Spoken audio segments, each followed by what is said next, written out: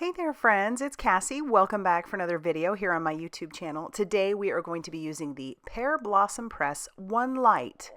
I love this thing. Well, you know I love all things Pearblossom Press. So we're going to make a light up card and then I have a bonus at the end. So here are the products that we're using and I'll talk about them as we go. But these are some Waffle flower stamps and I also have the Heffy Doodle Interactively Yours. I have a couple of panels of watercolor cardstock. One is a little smaller than the other. They're both about A2 size, and I have those in my makeshift splatter box. I started off with some Distress Spray Stain in Speckled Egg, and now I'm coming in with some Distress Oxide Spray in the color Mermaid Lagoon, and then I have some of this Distress Shimmer Spray. All right, to save a little time, I already stamped out all of my images. These are from the Waffle Flower Sea Birthday stamps. And so you can see I stamped out 2 of our little jellyfish, 2 of our little octopus, and a couple of cakes along with some bubbles. And I'm going to color the octopus the same. So I've got some E97, that is my base color. I like to color lightest to darkest, so I've put down my lightest color first. And I thought that looked a little orangey, which is perfect because I wanted an orange jellyfish. And then we're going to come in with another color. This outside color is just some R02. I wanted that for around our jellyfish. And then we're bringing in some YR16. That is our mid-tone. And I'll just add a little bit here and there where I think it's going to look good. A little bit of shadowing and shading. And then I'll bring in one darker color.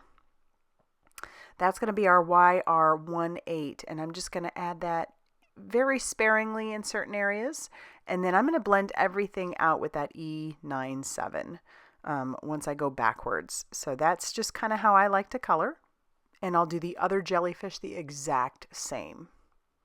So I like how he's turned out. He's going to really pop on that blue background. And then for our octopus, we're going to use some R43. That will be our base color for him or her, whatever. And then we're going to come in with 2 other colors. We've got some RVs. So this is the RV14. And that's our mid-tone for our octopus, for both of them. And then we're going to bring in some RV... I think it's 17, and so that's our darkest shade. And then I'll blend that out just a tiny bit, not a lot, just a little bit.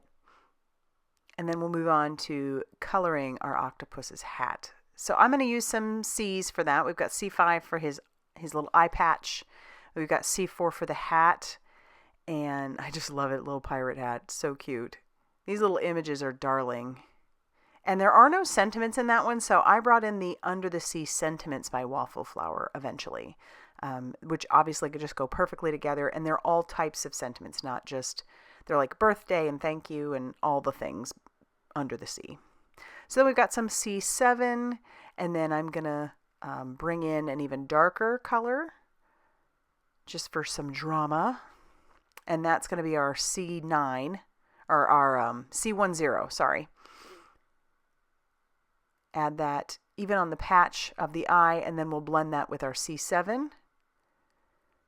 And we're going to work backwards from there, just kind of blending things backwards.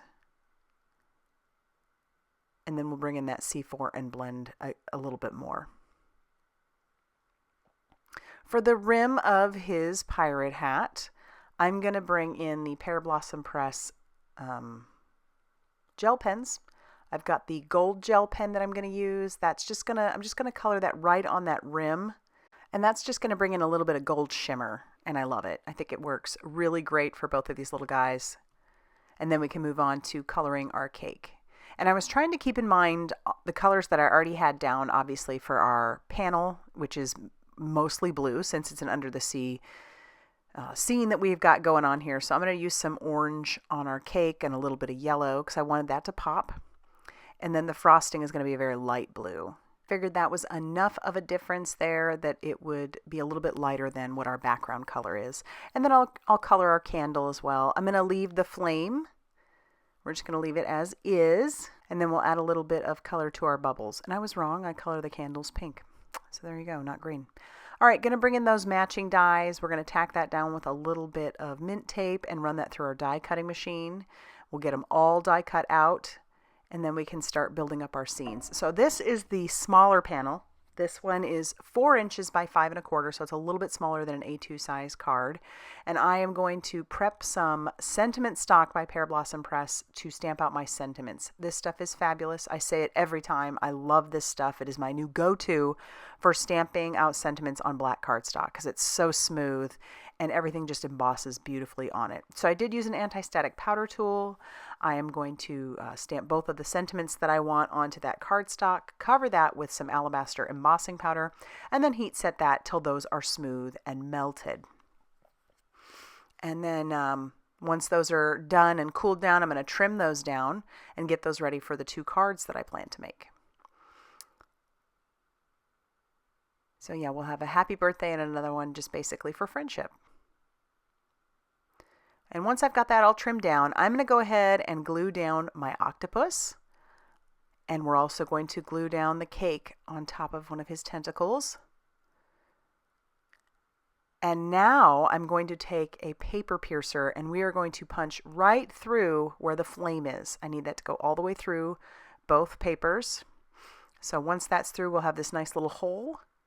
And then I'm going to grab a card base. My card base measures 4 1/4 by 5 1/2 inches all closed up, so it's an A2 size card. And I'm going to mark the hole with a pen. And that's where I'll know, or how I'll know, where exactly to put my one light. And that's how the one light comes. It's all basically ready to go. You just have to put the battery in it, and that's it. They're so easy. And now I'm just kind of determining exactly where I want that little push button to be. So I'm moving it around, kind of figuring exactly how that should be. Like I said, my panel's a little bit smaller than the whole front of an A2 size card. That's going to leave a nice white border. So I just need to be a little careful about that. I have some double-sided tape on the back of that, so we'll just peel off the release paper and we're ready to go. And look at that. Perfect. But now I need to stamp like push me or push here. So I'm bringing in the Interactively Yours, and I'm going to ink that up with some VersaFine Clair Nocturne ink and basically just stamp that right over where my mechanism's button is. And I'm doing it right on top of there, and it's fine. I just didn't stamp down too hard. And now I need to bring in some foam tape. So this is the Heffy Doodle foam tape. It is basically deeper or thicker than normal foam tape. You could use regular foam tape, but you'd have to double it up. This stuff is just perfect because you don't have to double it up. And it's 3 millimeters deep, so it's great. There's a couple different sizes. There's a 5 millimeter and a 12 millimeter. Now I'm going to glue down my sentiment to the front of my panel, and we'll just trim off that excess.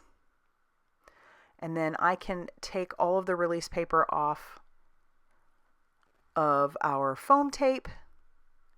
You'll notice I didn't take that foam tape and put that all the way to the edge, obviously, because this panel's a little smaller. We didn't want any of that showing. So I'll stick that down and everything works great.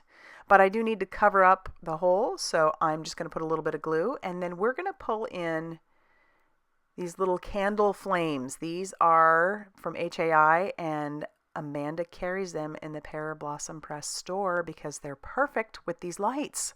So check it out. You got this cute little flame over the top. And I'm going to bring in some Blue Lagoon glitter drops. Make it look like they're bubbles, sort of. So I'll just be pretty liberal putting those all around this card.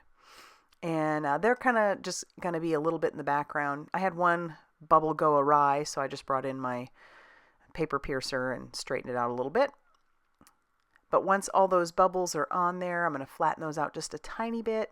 I did do some stamping on the inside that was off camera, but here is our first card. There it is. It's a light up. I love it. You know I love these light ups and they're so easy. But there's our inside, birthday fishes to you. So now let's go on to a bonus card for you. This is going to be a full front shaker card. I'm excited. All right, so using the other panel that I made, I'm going to bring in these full front shaker panels. These are from Waffle Flower, but Amanda carries them in the Pearblossom Press store. And they come just like this, and they fit perfectly for an A2 size card. And there is just a little film you need to peel off of there. That's just a protective film. Peel that off, throw that away, and then you can place your piece inside. Do this before you put any of your shaker bits inside, and you peel these off one at a time. Now this is a little bit stiffer. I've done some where you use your packaging, which is great because it utilizes the packaging, but I'll tell you the benefit to using these as well. These are nice and thick, and they kind of bow a little bit once the card is open, which gives you so much room for shaker bits, but it goes completely flat in the card or in the envelope. So I'm loving that. So just do the 3 sides, and then you can add all the shaker bits that you want to. I'm using some various ones from Nuvo. I don't know that any of these are still available anymore, but I just have a bunch of different ones. They're blue, and they just worked perfect for Under the Sea. And then we'll just add one more. This one's just an iridescent kind of white clear kind of, and then we can peel off that last one, close it up. And there you have a nice pocket. It is a good thick pocket, but will be easy to mail. So for the sentiment, I'm just going to tack that down using a little bit of double-sided tape. But for our jellyfish and his bubbles, we're going to use liquid glue. So both work fine. Just wanted to show you that both will work fine on the front of these. Obviously with the liquid glue, you're going to need to leave a few seconds for everything to adhere to it. But yeah, liquid glue will work fine also. And then I just have another card base. It's an A2 size card base, and I've stamped on the inside as well. And we will attach this down using a combination of liquid glue and double-sided tape just to make sure that it stays where it's supposed to stay. But there you have it. It kind of puffs out a little bit, but then goes flat into an envelope, and that is our shaker. So I hope you liked both cards today. If you did, please hit that like button and definitely consider subscribing if you haven't already done so. And as always, I'll see you very soon in another video. Bye, everybody.